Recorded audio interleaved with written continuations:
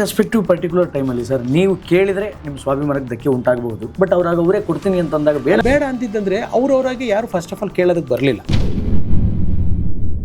Sudeep sir ನನ್ನನ್ನು ಆ ಲೆಕ್ಕದಲ್ಲಿ ಹಾಕಲೇ ಇಲ್ಲ. ಸುದೀಪ್ ಸರ್ ಪಾಪ ನನ್ನನ್ನು ನಿನ್ನ ಚಿನ್ನ ಇದು ಮಾಡ್ತೀಯಾ ಇದು ಆ ಥರ ಎಲ್ಲ ಅವರು ಸ್ವಂತ ತಮ್ಮನ ಥರ ನನ್ನ ನೋಡ್ಕೊಂಡ್ರು.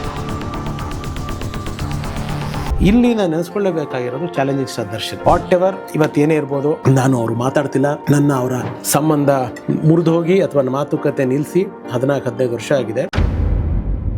ಇವತ್ತೆಲ್ಲ ಯಾರು ಅವ್ರ ಜೊತೆಗೆ ಗುರುತಿಸ್ಕೊಂಡ್ರು, ಯಾರ್ಯಾರು ಫ್ರೆಂಡ್ಸು ಅಂತ ಇದ್ರು, ಅವರೆಲ್ಲ ಯಾರು ಇರಲಿಲ್ಲ ಸರ್. ಅವರೆಲ್ಲ ಚಾಲೆಂಜಿಂಗ್ ಸ್ಟಾರ್ ಆದ್ಮೇಲೆ ಬಂದಿದ್ದು ಸರ್. ನಾವು ಬರೀ ದರ್ಶನ್ ಆದಾಗಿಂದನೂ ಜೊತೆಗಿದ್ವಿ ಸರ್.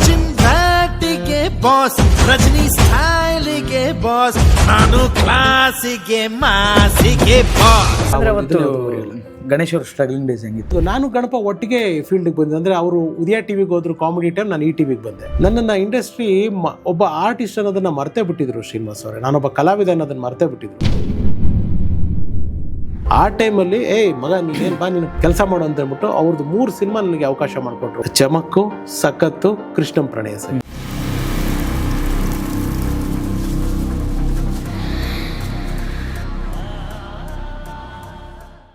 ಈ ರೆಸ್ಪೆಕ್ಟಿವ್ ಪರ್ಟಿಕ್ಯುಲರ್ ಟೈಮಲ್ಲಿ ಸರ್ ನೀವು ಕೇಳಿದರೆ ನಿಮ್ಮ ಸ್ವಾಭಿಮಾನಕ್ಕೆ ಧಕ್ಕೆ ಉಂಟಾಗಬಹುದು. ಬಟ್ ಅವ್ರಾಗ ಅವರೇ ಕೊಡ್ತೀನಿ ಅಂತಂದಾಗ ಅದನ್ನ ಬೇಡ ಅಂತಿದ್ದಂದ್ರೆ ಅವ್ರವರಾಗಿ ಯಾರು ಫಸ್ಟ್ ಆಫ್ ಆಲ್ ಕೇಳೋದಕ್ಕೆ ಬರಲಿಲ್ಲ. ಸುದೀಪ್ ಸರ್ ನನ್ನನ್ನು ಆ ಲೆಕ್ಕದಲ್ಲಿ ಹಾಕಲೇ ಇಲ್ಲ.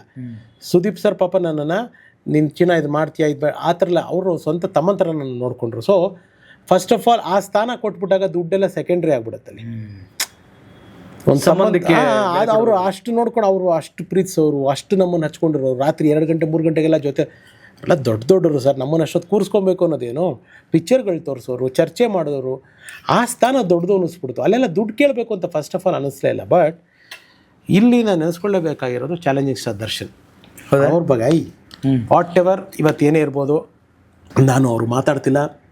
ನನ್ನ ಅವರ ಸಂಬಂಧ ಮುರಿದು ಹೋಗಿ ಅಥವಾ ಮಾತುಕತೆ ನಿಲ್ಲಿಸಿ 14-15 ವರ್ಷ ಆಗಿದೆ.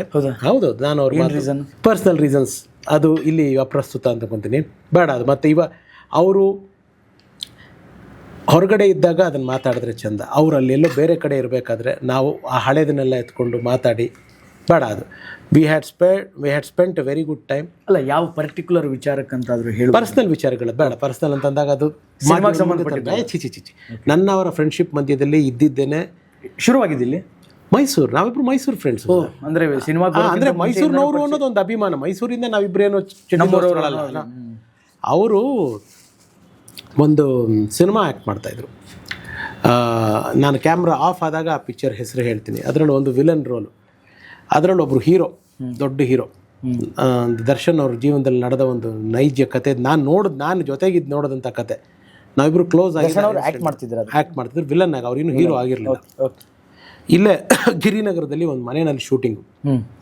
ನಮ್ಮ ಕೇಶವಣ್ಣ ಅಂತ ರವಿ ಸರ್ಗೆಲ್ಲ ಮೇಕಪ್ ಹಾಕೋರವರು. Ravi sir permanent makeup man, ಅವರು ಪರ್ಸ್ನಲ್ ಮೇಕಪ್ ಮ್ಯಾನ್. ದರ್ಶನ್ ಅವ್ರು ಬಂದರು. ಅವಾಗೆಲ್ಲ ನಾವು ಈ ಸ್ಟುಡಿಯೋ ರೌಂಡಪ್ ಅಂತ ಪ್ರೋಗ್ರಾಮ್ ಮಾಡ್ತಾಯಿದ್ವಿ. ತಾರೆಗಳ ತೋಟ, ಚಿತ್ರಭಾರತಿ ಅಂತ ಉದಯ ಟಿವಿನಲ್ಲಿ ಬರೋದು. ಸಿನಿಮಾಗೆ ಸಂಬಂಧಪಟ್ಟ ಯಾವ ಸಿನಿಮಾ ಶೂಟಿಂಗ್, ಅಲ್ಲಿ ಸ್ಪೆಷಲ್ ಪ್ರೋಗ್ರಾಮ್ಸ್ ಅಲ್ಲ, ಯಾವ ಸಿನಿಮಾ ಶೂಟಿಂಗ್ ಎಲ್ಲಿ ನಡೀತಿದೆ, ಯಾವ ಸಾಂಗ್ ಎಲ್ಲಿ ನಡೀತಾ ಇದೆ, ಯಾವ ಡಬ್ಬಿಂಗ್ ಏನು ನಡೀತಾ ಇದೆ, ಲೊಕೇಶನ್ ಸ್ಟುಡಿಯೋ ಅಲ್ಲಿ ಲೊಕೇಶನ್ಗೆ ಹೋಗಿ ಮಾಡೋವಂಥ ಪ್ರೋಗ್ರಾಮ್. ಅಲ್ಲಿ ಈ ಪಿಕ್ಚರ್ದು ಒಂದು ಶೂಟಿಂಗ್ ನಡೀತಾ ಇದೆ ಗಿರಿನಗರದಲ್ಲಿ. PRO ಇಂದ ಮೆಸೇಜ್ ಬಂತು. ನಾನು ಕವರೇಜ್ ಮಾಡೋಕ್ಕೆ ಹೋದೆ. ಅವಾಗ ದರ್ಶನ್ ಅವ್ರಿಗೆ, ಸರ್ ನಾನು ಮೈಸೂರು ಎಲ್ಲಿ ಪಡವರಲ್ಲಿ ನಾವು ಲೇಔಟು ನಮ್ಮೂರಿನವರ ಅವತ್ತಿಂದ ಗುರುಗಳೇ ಅನ್ನೋಕ್ಕೆ ಸ್ಟಾರ್ಟ್ ಮಾಡಿದ್ರು ಅವ್ರನ್ನ. ನಾನು ಅವರು ಗುರುಗಳೇ ಅಂತಿದ್ದೆ, ಅವರು ನನಗೆ ಗುರುಗಳೇ ಅನ್ನೋದು. ಅವತ್ತಿದ್ದು ಸ್ಟಾರ್ಟ್ ಆಯ್ತು ನಮ್ಮ friendship. Initial days of Darshan Majestic ಏನು ಬಂದಿರಲಿಲ್ಲ. Very initial days. ಓಕೆ, ಬನ್ನಿ ಗುರುಗಳೇ, ನಮ್ಮೂರಿನವರು ಇಂಟರ್ವ್ಯೂ ಮಾಡ್ತೀನಿ, ಬನ್ನಿ, ಮೇಕಪ್ ಆಗ್ಬಿಡಲ್ಲ, ಬತ್ತಿ ಹೊಡೆದ್ಬಿಡೋಣ, ಮೇಕಪ್ ಆಗ್ಬಿಡಲ್ಲ, ಸಿಗರೇಟ್ ಹೊಡೆಯೋರು. ಅವಾಗೆಲ್ಲ ಅವರು ಮೇಕಪ್ ಹಾಕಿದ್ಮೇಲೆ ಸಿಗರೇಟ್ ಹೊಡಿತಾ ಇರಲಿಲ್ಲ. ಬತ್ತಿ ಹೊಡೆದ್ಬಿಡೋಣ, ಸಿಗರೇಟ್ ತೆಗೆದ್ಬಿಟ್ಟು ಕೈ ಕಾಲೆಲ್ಲ ತೊಳ್ಕೊಂಡು ಮುಖ ಎಲ್ಲ ತೊಳೆದು ಮೇಕಪ್ ಆಗುತ್ತೆ. ಆ ಕೇಶವ ಅಂತ ಯಾರು ಮೇಕಪ್ ಹಾಕಿದ್ರು ಅವ್ರು ಹೇಳಿದ್ರು, ತಗೊಂಡು ನನ್ನ ಮಗ ಅಲ್ವಾ, ಒಳ್ಳೇದಾಗಲಿ ನಿನಗೆ ಅಂದ್ಬಿಟ್ಟು ಮೇಕಪ್ ಹಾಕಿದ್ರು. ಒಂದು ಸೂಟು ಗೀಟ್ 6 ಅಡಿ ಘಟ ಬಂದು ಹಿಂಗೆ ನಿಲ್ತು ಸರ್. ಹಂಗೆ ಕಾಣಿಸೋದು ನೋಡಿ ಇವತ್ತಿಗೂ ನನಗೆ ಗೂಸ್ ಬಂಪ್ಸ್ ಬರುತ್ತೆ ಅದು ನೆನೆಸ್ಕೊಂಡ್ರೆ. ಹಿಂಗೆ ಬಂದು ಹಿಂಗೆ ನಿಂತ್ಕೊಂಡ್ರು ಸರ್. ಹಂಗೆ ಕಾಣ್ತಿದ್ರು ಸರ್ ಅವರು. ಅಷ್ಟು ಚೆನ್ನಾಗಿ ಕಾಣಿಸಿದ್ರು. ಶಾರ್ಟ್ ಹೋಗಬೇಕು, ಎಲ್ಲ ಆಯಿತು. ಬನ್ನಿ ಗುರುಗಳೇ ಇಂಟರ್ವ್ಯೂ ಮಾಡ್ಬಿಡೋಣ ಅಂತಂದೆ. ಇಂಟರ್ವ್ಯೂ ಮಾಡಿದೆ. ಶಾರ್ಟ್ಗೆ ಇನ್ನೂ ಟೈಮ್ ಇದೆ. Hero waiting. ಹೀರೋ ಬಂದಿರಲಿಲ್ಲ ಇನ್ನು. ಆ ಸಿನಿಮಾ ಹೀರೋ ಇಂಟರ್ವ್ಯೂ ಎಲ್ಲ ಆಯಿತು. ಇಂಟರ್ವ್ಯೂ ಎಲ್ಲ ಆದಮೇಲೆ ನನಗೆ ಬರೀ ಶಾರ್ಟ್ಸ್ಗಳು ಬೇಕಲ್ಲ, ಆಮೇಲೆ ಹೀರೋದು ಇಂಟರ್ವ್ಯೂ ಮಾಡಬೇಕಾಗಿತ್ತು. ಅದರಲ್ಲಿ ಇನ್ನೊಂದು 2 ಹೀರೋಗಳಿದ್ರು, ಇನ್ನೊಂದು 3 ಜನ ಹೀರೋಯಿನ್ಗಳು. ಇಷ್ಟೆಲ್ಲ ಆಯಿತು. ಆ ಹೀರೋ ಬಂದು ರೆಡಿನಾ, ಎಲ್ಲ ರೆಡಿನಾ? ರೆಡಿ. ಏನು ಸೀನು? ಇವರು ಸರ್ ತೂಗುದೀಪ ಶ್ರೀನಿವಾಸ್ ಅವ್ರ ಮಗ ಸರ್, ದರ್ಶನ್ ಅಂತ. ಸರ್ ನಮಸ್ಕಾರ ಸರ್, ದರ್ಶನ್ ಸರ್ ಅಂದು. ನೀವೇನಾ? ಕೇಶವ ತುಂಬ ಬೆಳಗಿದಾರಲ್ಲ ಅವರು, ಯಾಕೆ ಇಷ್ಟು ಮೇಕಪ್ ಮಾಡಿದ್ರೆ ಡಲ್ ಮಾಡಿ ಅಂದರು. ನನ್ನ ಕಣ್ಣಾರೆ ಸರ್, ನಾನು ನೋಡಿದ್ದೀನಿ ಸರ್ ಇದನ್ನು. ಆ ಹೀರೋ ಕೇಶವ ಅನ್ನೋರು ಸೈಡಿಗೆ ಬಂದ್ಬಿಟ್ಟು ಅವ್ರ ಅಸ್ಟೆಂಟ್ ಹತ್ರ, ನಾನು ಒಳ್ಳೇದಾಗಲಿ ಅಂತ ಹುಡುಗನಿಗೆ ಬಣ್ಣ ಹಚ್ಚಿದ್ದೀನಿ, ನಾನು ಡಲ್ ಮಾಡಲ್ಲ, ನೀನು ಬೇಕಾದ್ರೆ ಡಲ್ ಮಾಡ್ಕೊ. ಡಲ್ ಮಾಡಿಸಿದ್ರು ಅವತ್ತು ದರ್ಶನ್ಗೆ. ಅವ್ರ ಅಸ್ಟೆಂಟ್ ಪಾಪ ಹತ್ರು ಸರ್. ಇದೇ ಚಾಲೆಂಜಿಂಗ್ ಸ್ಟಾರ್ ದರ್ಶನ್ನು ಅಷ್ಟು ಕಣ್ಣಲ್ಲಿ ನೀರು ಹಾಕ್ಕೊಂಡ್ರು. ಅಂದರೆ ಬಣ್ಣ ಹಚ್ಚಿಸ್ಬಿಟ್ಟು ಬಣ್ಣನ ಕಡಿಮೆ ಮಾಡಿಸಿದ್ರಲ್ಲ, ಅದನ್ನಾಯಿತು ಶೂಟಿಂಗ್ ಆಯಿತು, ಮುಗಿಸ್ಕೊಂಬಂದ್ವಿ. ಬಟ್ ಇವತ್ತು ಆ ಹೀರೋ ಏನು ಸರ್, ನಾನು ವೈಯಕ್ತಿಕ ಮಾತಾಡೋಕ್ಕೆ ಇಷ್ಟ ಇಲ್ಲ. ಇದನ್ನು ನೋಡಿ ಕೆಲವರು ಕಮೆಂಟ್ ಮಾಡ್ಬೋದು, ಅವ್ರ ವಿಷಯ ಏನು ಇದು ಅಂತ. ಸರ್, ಇತಿಹಾಸ ಆಗಿರೋದನ್ನು ಸುಳ್ಳು ಹೇಳೋಕ್ಕಾಗಲ್ಲ ಅಥವಾ ತಿರ್ಚೋಕ್ಕಾಗಲ್ಲ. ಇವತ್ತು ನಡೀತಿರೋದು ಪ್ರಸ್ತುತರ ಬಗ್ಗೆ ನನ್ನ ಕಮೆಂಟ್ ಇಲ್ಲ ಸರ್. ಅದಕ್ಕೇನಿದೆ ಅದು ಲೀಗಲಿ ಇದೆ, ಅದು ಕೋರ್ಟಲ್ಲಿದೆ, ಅವರು ಡಿಸೈಡ್ ಮಾಡ್ತಾರೆ. ಬಟ್ ಹಿಂದೆ ಏನಾಗಿತ್ತು ಇಷ್ಟೆಲ್ಲ ಹೊಡೆತಗಳು ಇದು ಬರೀ ಒಂದು ಟೀಸರ್. ಈ ಥರದ 10 ಇನ್ಸಿಡೆಂಟ್ ನಾನೇ ನೋಡಿದ್ದೀನಿ ಅವ್ರ ವಿಚಾರದಲ್ಲಿ ಜೊತೆಲಿದ್ದು. ಸೊ ಅದೇನಾಗ್ಬಿಡುತ್ತೆ, ಇವತ್ತಿಲ್ಲಿ ಕೂತ್ಕೊಂಡು ನಾನು ಅದನ್ನು ಹೇಳ್ದಾಗ ಕೂತ್ಕೊಂಡ್ರೆ ಏನೋ ನಾನು ಅವ್ರ ಹೆಸರು ಹೇಳ್ಕೊಂಡು ನಾನು ಗುರುತಿಸ್ಕೊಳ್ಳೋ ಪ್ರಯತ್ನ ಪಡ್ತೀನಿ ಅನ್ನಿಸ್ಬಿಡುತ್ತೆ. ನೀವು ವಿಷಯ ಕೇಳೋದಕ್ಕೆ ನಾನು ಇದನ್ನು ಹೇಳ್ತಾ ಇದ್ದೀನಿ. ಇದಾಯಿತು, ಇದಾದಮೇಲೆ ಅವ್ರು ಬೆಳೆದಿರೋ ರೀತಿ ನಿಮಗೆ ಗೊತ್ತಾದರೆ ಅವರ ಇನಿಷಿಯಲ್ ಡೇಸಲ್ಲೆಲ್ಲ ಹೋಗ್ತಾಯಿದ್ರಿ ನೀವು ಅವ್ರ ಜೊತೆ ಶೂಟಿಂಗ್ ಸ್ಪಾಟ್ಗೆಲ್ಲ? ಸರ್ ತುಂಬ ನಾವು ಅಂದರೆ ಇವತ್ತೆಲ್ಲ ಯಾರು ಅವ್ರ ಜೊತೆಗೆ ಗುರುತಿಸ್ಕೊಂಡ್ರು, ಯಾರ್ಯಾರು ಫ್ರೆಂಡ್ಸು ಅಂತ ಇದ್ದರು, ಅವರೆಲ್ಲ ಯಾರೂ ಇರಲಿಲ್ಲ ಸರ್. ಅವರೆಲ್ಲ ಚಾಲೆಂಜಿಂಗ್ ಸ್ಟಾರ್ ಆದಮೇಲೆ ಬಂದಿದ್ದು ಸರ್. ನಾವು ಬರೀ ದರ್ಶನ್ ಆದಾಗಿಂದನೂ ಜೊತೆಗಿದ್ವಿ ಸರ್. ನನ್ನ ಅವರ ಫ್ರೆಂಡ್ಶಿಪ್ ಯಾವ ರೀತಿ ಇತ್ತು ಅಂತಂದರೆ, ನನ್ನ ಚೆಲುವೆ ನಿನ್ನ ನೋಡಲು ಮಾಡಬೇಕಾದ್ರೆ ಅದೇ ನಿರ್ಮಾಪಕರಿಗೆ ಕರ್ಕೊಂಡೋಗಿ ನಾನು ಅಡ್ವಾನ್ಸ್ ಕೊಡಿಸಿದ್ದೆ ಸರ್. ನಾನು ಡೈರೆಕ್ಟ್ ಮಾಡಲ್ಲ. ನಮ್ಮಿಬ್ಬರ ಮಧ್ಯದಲ್ಲಿ ಇದ್ದಿದ್ದು, ನನ್ನ ಅವರ ಮಧ್ಯದಲ್ಲಿ ಇದ್ದಿದ್ದು, ನಾನೊಂದು ಕತೆ ಬರೆದಿದ್ದೆ, ಅವ್ರಿಗೋಸ್ಕರನೇ ಬರೆದಿದ್ದೆ. ಕತೆ ಹೆಸರು ಮೈಸೂರು ಹುಡುಗ. ದರ್ಶನಿಗೆ ಮೈಸೂರು ಹುಡುಗ ಅಂತ ಬರೆದು ಇವರು ಬ್ಯಾನರಲ್ಲೇ ನಾನು ರಿಜಿಸ್ಟರ್ ಮಾಡಿಸಿದ್ದೆ. ನನಗೆ ಅವ್ರ ಹೆಸರು ಹೇಳೋದಕ್ಕೂ ಇಷ್ಟ ಇಲ್ಲ, ನಾನು ಅವ್ರ ಬಗ್ಗೆ ಮಾತಾಡಲ್ಲ, ಅವ್ರು ಯಾವ ವಿಚಾರನೂ ಹೇಳಲ್ಲ ಅಂತ ನಾನು ಹೇಳಿದ್ದೀನಿ. ಸೊ ಹಾಗಾಗಿ ನಾನು ಏನು ಒಳ್ಳೆಯದು ಮಾತಾಡಲ್ಲ, ಕೆಟ್ಟದ್ದು ಮಾತಾಡಲ್ಲ. ಆ ಶ್ರೀಯುತರ ಒಂದು ನಿರ್ಮಾಣ ಸಂಸ್ಥೆಯಲ್ಲೇ ನಾನು ಮೈಸೂರು ಹುಡುಗ ಟೈಟ್ಲ್ ರಿಜಿಸ್ಟರ್ ಮಾಡಿಸಿದ್ದೆ, ಅಡ್ವಾನ್ಸು ಕೊಡಿಸಿದ್ದೆ. ಅಲ್ಲಿ ಕತೆ ನಂದು, ಡೈರೆಕ್ಷನ್ನು ಬೇರೆಯವ್ರದ್ದು. ಅದಕ್ಕೆ ಓಕೆ ಹೇಳಿದ್ರೆ ನೀವು? ಅಲ್ಲಿ ನಾನೇ ಹೇಳಿದ ಆಪ್ಷನ್, ನಾನು ಓಕೆ ಹೇಳಿದೆ, ನಾನೇ ಹೇಳಿದೆ. ಯಾಕೆಂದರೆ ನನಗೆ ಅಲ್ಲಿ ದರ್ಶನ್ ಫ್ರೆಂಡ್ಶಿಪ್ ಇಂಪಾರ್ಟೆಂಟ್ ಆಗಿತ್ತೆ ಹೊರತು ಹೀರೋ ಡೈರೆಕ್ಷನ್ ಸಂಬಂಧ ಬಂದು ಹಾಳಾಗಬಾರ್ದು ಅಂತ.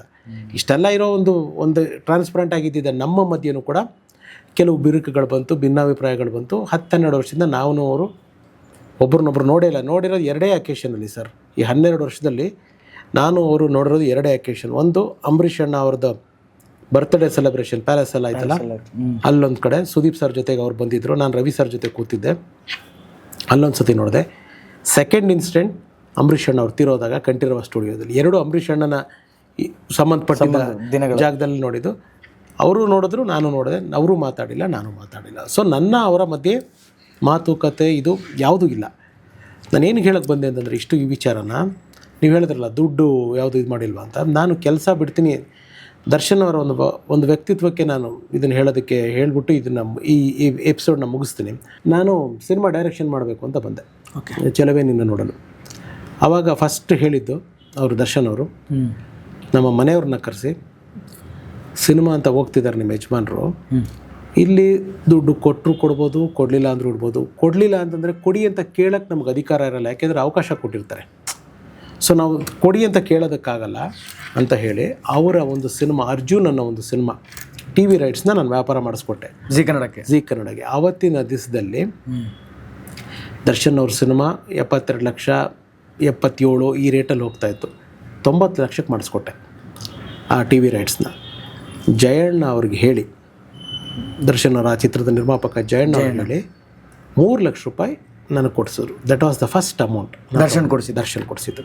ಅಂದರೆ ಆ ದುಡ್ಡನ್ನ ನನ್ನ ಶ್ರೀಮತಿ ಕೈನಲ್ಲಿ ಕೊಟ್ಟು 3 ಲಕ್ಷ ರೂಪಾಯಿ ಇಟ್ಕೊಳ್ಳಿ, ಅವ್ರು ಏನು ತಿಂಗ್ಳಿಗೆ ಸಂಬಳ ಮಾಡ್ತಿದ್ರು ಅದನ್ನ ಇಟ್ಕೊಳ್ಳಿ, ಅವರು ತಿಂಗ್ಳಿಗೆ ಸಂಬಳ ತರದೇ ಹೋಗಲಿ, ಅವ್ರಿಗೆ ಬಿಟ್ಬಿಡಿ ಫ್ರೀಯಾಗಿ ಡೈರೆಕ್ಷನ್ ಮಾಡೋದಕ್ಕೆ. ದುಡ್ಡು ಅಂತ ಒಬ್ಬ ಡೈರೆಕ್ಟ್ರು ಕ್ರಿಯೇಟಿವ್ ಆಗಿ ಹೋದಾಗ ಹಣದ ಪ್ರೆಷರ್ ಹಾಕಬಾರ್ದು, ಇದು ಅವ್ರು ಮಾಡಿಕೊಟ್ಟಿದ್ರು ಸರ್. ಅದನ್ನು ಮರಿಬಾರ್ದು. ಆ್ಯಂಡ್ ಇದಕ್ಕೆ ಮುಂಚೆ ಒಂದು ಇದು ಸೆಕೆಂಡ್ ಪಿಕ್ಚರು, ಇದಕ್ಕೆ ಮುಂಚೆ ಸ್ನೇಹನ ಪ್ರೀತಿನ ಅಂತ ಒಂದು ಪಿಕ್ಚರ್ ಮಾಡಿದೆ. ಆ ಸಿನಿಮಾ ಅದು ಮಾಡಿದಾಗಲೂ ಕೂಡ ಅಣಜಿ ನಾಗರಾಜ್ ಅವ್ರು ಹೇಳಿ ನನಗೊಂದು 2 ಲಕ್ಷ ರೂಪಾಯಿ ಕೊಡಿಸಿದ್ರು. ನಾನು ದುಡ್ಡು ತೊಗೊಂಡು ಇಲ್ಲ ಅಂತ ಹೇಳ್ಬಾರ್ದು, ಇದು ಇಷ್ಟೇ ನಾನು ತೊಗೊಂಡಿರೋ ದುಡ್ಡು. ಅದೇ ದರ್ಶನ್ ಅವರೊಬ್ಬರೇ ಸರ್. ಬಿಟ್ಟರೆ ಸುದೀಪ್ ಅವರು ಬಿಡಿ ಸರ್, ಸುದೀಪ್ ಅವ್ರನ್ನ ನಾನು ಈ ವಿಷಯದಲ್ಲಿ ಕಳೆಯೋದಕ್ಕೆ ದುಡ್ಡಿನಲ್ಲಿ ಸಾಧ್ಯ ಇಲ್ಲ ಸರ್. ಇವತ್ತಿಗೂ ಸರ್, ಈ ಕ್ಷಣಕ್ಕೂ ಈ ನಿಮಿಷಕ್ಕೂ ಒಂದು ಮೆಸೇಜ್ ನನಗೇನಾದ್ರು ಆಗಬೇಕು ಅಂತಂದರೆ ಯಾರು ಬರ್ತಾರೋ ಬಿಡ್ತಾರೋ ಸುದೀಪ್ ಅವ್ರು ಬಂದು ಫಸ್ಟ್ ನಿಂತ್ಕೋತಾರೆ. ಹೆಂಗಿದೆ ಈಗ ರಿಲೇಷನ್? ಸೂಪರ್ ಆಗಿದೆ. ಹೌದಾ? ಬಟ್ ನಾನು ಹಂಗಂತ ಎಲ್ಲೂ ಈ ಸತಿ ಅವ್ರ ಬರ್ಡೇ ಮಿಸ್ ಆಯಿತು, ನನಗೆ ಹೋಗ್ಬೇಕಾಯ್ತು. ನಂದು ಯಾವುದೋ ಶೂಟಲ್ಲಿದ್ದು ಹೋಗೋಕ್ಕಾಗಿಲ್ಲ. ಬಟ್ ಚೆನ್ನೈಯಲ್ಲಿ ಶೂಟಿಂಗ್ ಎಲ್ಲೋ ತೂತುಕುಡಿಗೆ ಶೂಟಿಂಗ್ ಇದ್ದಾರೆ ಅಂತ ಗೊತ್ತಾಯಿತು. ಚೆನ್ನೈಗೆ ಬಂದಾಗ ಚೆನ್ನೈಗೆ ಹೋಗ್ಬಿಟ್ಟು ಅವ್ರನ್ನ, ಯಾಕೆಂದ್ರೆ ನಾನು ಸುದೀಪ್ ಸರ್ ಬರ್ಡೇ ಯಾವ ವರ್ಷವೂ ಮಿಸ್ ಮಾಡಲ್ಲ. ಆ್ಯಂಡ್ ನನ್ನ ಈ ಹಾರ್ಡ್ ಟೈಮ್ನಲ್ಲಿ ನಾನು ಇದೆಲ್ಲರ ಜೊತೆಗೆ ನೆನೆಸ್ಕೊಳ್ಳೇಬೇಕಾಗಿರೋದು ಗೋಲ್ಡನ್ ಸ್ಟಾರ್ ಗಣೇಶ್. ಓಕೆ, ಜೊತೆಗೂ ಒಳ್ಳೆ ಹೌದೌದು. ನಾನು ಗಣಪ ಒಟ್ಟಿಗೆ ಫೀಲ್ಡಿಗೆ ಬಂದೆ. ಅಂದರೆ ಅವರು ಉದಯ ಟಿ ವಿಗೆ ಹೋದ್ರು ಕಾಮಿಡಿ ಟೈಮ್, ನಾನು ಈ ಟಿ ವಿಗೆ ಬಂದೆ. ಓಕೆ. ಸೊ ನಾನು ಗಣಪ ತುಂಬ ಅಂದರೆ ನನ್ನನ್ನು ಇಂಡಸ್ಟ್ರಿ ಒಬ್ಬ ಆರ್ಟಿಸ್ಟ್ ಅನ್ನೋದನ್ನು ಮರ್ತೇ ಬಿಟ್ಟಿದ್ರು ಶ್ರೀನಿವಾಸ್ ಅವರೇ. ನಾನೊಬ್ಬ ಕಲಾವಿದ ಅನ್ನೋದನ್ನು ಮರ್ತೇ ಬಿಟ್ಟಿದ್ರು. ಆ ಟೈಮಲ್ಲಿ ಮಗ ನೀನೇನು ಬಾ ನೀನು ಕೆಲಸ ಮಾಡು ಅಂತ ಹೇಳ್ಬಿಟ್ಟು ಅವ್ರದ್ದು 3 ಸಿನಿಮಾ ನನಗೆ ಅವಕಾಶ ಮಾಡಿಕೊಟ್ರು. ಒಂದು ಚಮಕ್ಕು, ಸಖತ್ತು, ಕೃಷ್ಣಂ ಪ್ರಣಯ ಸಖಿ. 3 ಸಿನಿಮಾದಲ್ಲೂ ನನಗೊಂದು ಪಾತ್ರ ಕೊಟ್ಟು ಅವರು ದುಡ್ಡನ್ನು ತಗೋ ಸಹಾಯ, ನಿನ್ನ ಕಷ್ಟಕ್ಕೆ ಏನಂತ ಸಹಾಯ ಮಾಡಲಿಲ್ಲ, ಕೆಲಸ ಕೊಟ್ಟು ನನಗೆ ಒಂದು ಸಹಾಯ ಮಾಡೋದು. ಸೊ ಆ ಗಣೇಶ್ ಅವರ ಗಣೇಶ್ ಅವ್ರ ಸ್ಟ್ರಗ್ಲಿಂಗ್ ಡೇಸ್ ಹೆಂಗಿತ್ತು ಸರ್? ತುಂಬ ಕಷ್ಟಪಟ್ಟಿದ್ದಾರೆ ಸರ್ ಅವರು. ಈ ಅಹಂ ಪ್ರೇಮಾಸ್ಮಿ ಮನೇಲಿ ಆ ಕ್ಯಾರೆಕ್ಟರ್, ಆಟೋ ಡ್ರೈವರ್ ಕ್ಯಾರೆಕ್ಟರ್ ಮಾಡಿದಾರಲ್ಲ, ರವಿಚಂದ್ರನ್ ಅವ್ರ ತಮ್ಮ. ಹೌದು, ಬಾಲಾಜಿ ಅವರು. Of course Balaji is A very good friend of main. ಇವತ್ತು ಇಲ್ಲಿ ನಿಮಗೆ ಬರೋಕ್ಕೆ ಮುಂಚೆನೂ ನಿಮ್ಮ ಎವ್ರಿಡೇ ನಾವಿಬ್ಬರು ಅರ್ಧ ಗಂಟೆ 1 ಅವರ್ ಮಾತಾಡ್ತೀವಿ. ಅವ್ರು ನನಗೆ ಹೆಂಗೆ ಅಂದರೆ, ನನಗೆ ಯಾರು ಅಣ್ಣ ತಮ್ಮ ಇಲ್ಲ ಸರ್. ನನಗೆ ಅಣ್ಣ ತಮ್ಮ ಅಕ್ಕ ತಂಗಿ ನಾನು ಒಬ್ಬನೇ ಮಗ. ನನಗೆ ಅವರೊಬ್ಬ ಅಣ್ಣನ ಥರ, ಒಬ್ಬ ಫಿಲಾಸಫರು, ಒಬ್ಬ ಗೈಡು. ಪರ್ಟಿಕ್ಯುಲರ್ಲಿ ಸಿನಿಮಾ ಇಂಡಸ್ಟ್ರಿ ಇರ್ಬೋದು, ಇಲ್ಲ ನನ್ನ ಪರ್ಸ್ನಲ್ದು ಏನೇ ಇರ್ಬೋದು, ನಾನು ಏನೇ ಡಿಸಿಷನ್ ತೊಗೊಬೇಕಾದ್ರೂ ಬಾಲಾಜಿ ಅವ್ರನ್ನ ಕೇಳಿಬಿಟ್ಟೆ ನಾನು ಡಿಸಿಷನ್ ತೊಗೊಳ್ಳೋದು. ಯಾಕೆಂದರೆ ನನಗೆ ಅವರು ಅಷ್ಟು ಕರೆಕ್ಟಾಗಿ ಗೈಡ್ ಮಾಡ್ತಾರೆ. ನಾನು ಚಿಕ್ಕ ವಯಸ್ಸಿಂದ ರವಿ ಸರ್ ಫ್ಯಾನ್ ಅಲ್ಲ. ಅವ್ರ ಮನೆಗೆ ಹೋಗಿ ನೋಡಿ ನನ್ನ ಬಗ್ಗೆ ಒಂದು ವಿಶೇಷವಾದ ಪ್ರೀತಿ ವ್ಯಾಮೋಹ. ಇವಾಗ ಒಂದು ತುಂಬ ದಿವಸಗಳಿಂದ, ಯಾಕೆಂದರೆ ನಂದು ಫಸ್ಟ್ ಪಿಕ್ಚರೇ ನಾನು ಗಣೇಶ್ ಮಾಡಬೇಕಾಗಿತ್ತು. ಕಾರಣಾಂತರಗಳಿಂದ ಆ ಪಿಕ್ಚರ್ ಗಣೇಶ್ ಅವ್ರದ್ದು ನಾನು ಮಾಡೋದಕ್ಕಾಗಲಿಲ್ಲ. ಇವಾಗ ಒಂದು ಗಣೇಶ್ ಅವ್ರಿಗೆ ಒಂದು ಕತೆ ಓಕೆ ಆಗಿದೆ ನಂದು.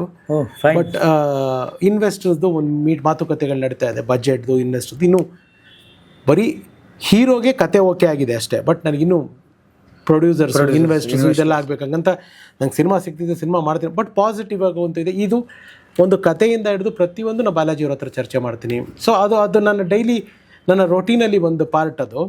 ಸೊ ಆ ಗಣೇಶ್ ವಿಷಯ ನೀವು ಕೇಳ್ತಾ ಇದ್ರಿ. ಅಹಂ ಪ್ರೇಮಾಸ್ಮಿ ಟೈಮ್ನಲ್ಲಿ ಅವರು ಯಾವುದೋ ಎಸ್ ನಾರಾಯಣ ಸರ್ದು ಒಂದು ಸೀರಿಯಲ್ ಬೇರೆ ಮಾಡ್ತಾಯಿದ್ರು. ನಾನು ಅವಾಗ ನೋಡಿದ್ದೀನಿ ಗಣಪನ ಒದ್ದಾಟ. ಅಂದರೆ ಈ ಕಡೆ ಇಲ್ಲಿ ಸಿನಿಮಾಗೆ ಬರಬೇಕು, ಆ ಕಡೆ ಸೀರಿಯಲ್ ಡೇಟು ಎಸ್ ನಾರಾಯಣ ಅವ್ರದ್ದು ಭಾಳ ಸ್ಟ್ರಿಕ್ಟು, ಮಿಸ್ ಮಾಡೋಂಗಿಲ್ಲ. ಆ ಉದಯ ಟಿವಿಗೆ ಆ ಒದ್ದಾಟಗಳು. ಆಮೇಲೆ ಅವರು ಬಂದು ಇವತ್ತು ಗೋಲ್ಡನ್ ಸ್ಟಾರ್ ಆಗಿರೋ ರೀತಿ ಇದೆಯಲ್ಲ ಸರ್, ಅದು ಹೂವಿನ ಹಾಸಿಗೆ ಆಗಿರಲಿಲ್ಲ ಅವ್ರಿಗೆ. ಅವರು ತುಂಬ ಹ್ಯುಮಿಲೇಷನ್ಗಳು, ಅವಮಾನಗಳು ಇವೆಲ್ಲವೂ ಸಹಿಸ್ಕೊಂಡು ಬಂದು ಇವತ್ತು ಅದನ್ನಾಗಿರೋದು. ವಾಟ್ ಎವರ್ ಇವತ್ತು ನೋಡಿದವ್ರು ಇವತ್ತಿನ ಗೋಲ್ಡನ್ ಸ್ಟಾರ್ ನೋಡ್ತಾರೆ, ಬಟ್ ಅವತ್ತಿನ ಗಣೇಶನ ಯಾರೂ ನೋಡಿಲ್ಲ. ಆ ಗಣೇಶ ತುಂಬ ಕಷ್ಟಪಟ್ಟಿದ್ದಾರೆ. ನಾನು ಗಣೇಶ್ ಸರು ಬಾರೋ ಮಗ ಹೋಗೋ ಮಗನೇ ಮಾತಾಡೋದು. ಆದರೆ ಒಂದು ಮಾಧ್ಯಮದಲ್ಲಿ ನಾವು ಮಾತಾಡಬೇಕಾದ್ರೆ ಅವರ ಸ್ಥಾನಕ್ಕೆ ನಾನು ಸಾರ್ ಅನ್ನಲೇಬೇಕು, ಗೌರವ ಕೊಟ್ಟೆ ಮಾತಾಡ್ಬೇಕು. ನನ್ನ ಫ್ರೆಂಡ್ ಅವನು, ನನ್ನ ಅವರ ರಿಲೇಷನ್ ನನಗೆ ತುಂಬ ಆಸೆ ಅವ್ರದ್ದೊಂದು ಸಿನಿಮಾ ಮಾಡಬೇಕು ಅಂತ. ಯಾಕೆಂದರೆ ಫ್ರೆಂಡ್ ಅಲ್ವಾ, ಫಸ್ಟಿಂದನೂ ಒಂದು ತುಂಬ ಆಸೆ. ಅದು ಮುಂದೆ ಹೋಗ್ಕೊಂಡು ಬಂದಿದೆ. ಇವಾಗ ಒಂದು ಹಂತಕ್ಕೆ ಬಂದಿದೆ. ಗೊತ್ತಿಲ್ಲ, ನಿಮ್ಮಂಥವ್ರದೆಲ್ಲ ವಿಶಸ್ಸು, ದೇವರ ಆಶೀರ್ವಾದ, ನಮ್ಮ ತಂದೆ ತಾಯಿ ಆಶೀರ್ವಾದ ಇದ್ರೆ. ಒಳ್ಳೆ ವಿಷಯ ಹೇಳಿದಿರಿ. ಮತ್ತೆ ನಿಮ್ಮ ಡೈರೆಕ್ಷನ್ನ ದೊಡ್ಡ ಸ್ಕ್ರೀನ್ ಮೇಲೆ ನೋಡೋ ಭಾಗ್ಯ. ನಿಜ ಶ್ರೀನಿವಾಸ್ ಅವ್ರು, ನನಗೆ ಆಸೆ ಇದೆ, ಕನಸಿದೆ. ಹಂಗಂತ ಸಿನಿಮಾ ಮಾಡಲೇಬೇಕು ಅನ್ನೋ ಒಂದು ಹುಚ್ಚು ಸಾಹಸಕ್ಕೆ ಹೋಗಿ ಯಾವುದೇ ಮಟ್ಟಕ್ಕೆ ಹೋಗೋಕೆ ನನಗೆ ಇಷ್ಟ ಇಲ್ಲ.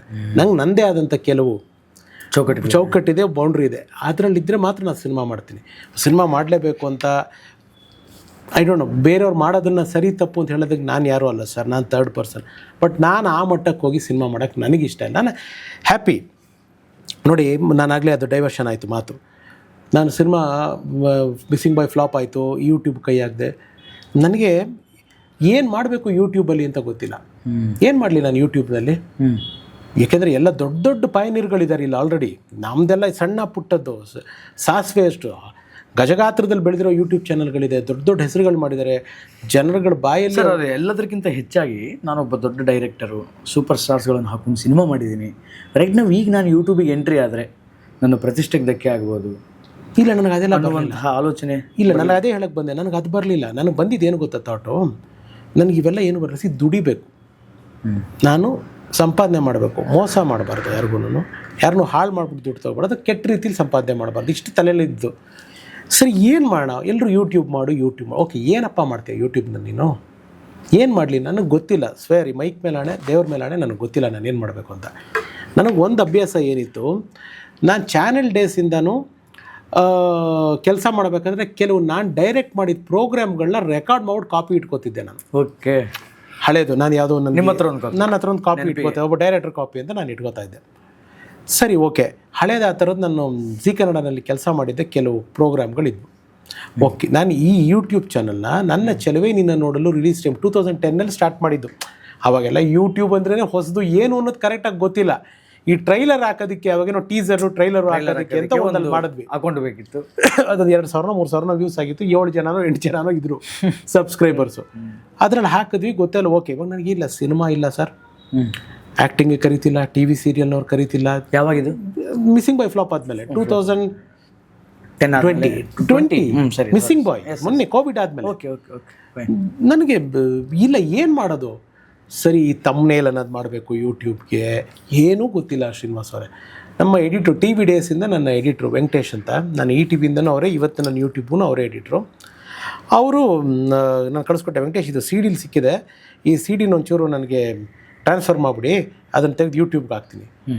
ಆಯಿತು, ಅವ್ರು ಕಳಿಸ್ಬಿಟ್ಟು ಕೊಟ್ಟರು. ತಮ್ನೇಲ್ ಮಾಡಬೇಕು ಏನು ಗೊತ್ತಿಲ್ಲ, ಹಂಗೆ ತೆಗೆದು ಹಾಕೋದು.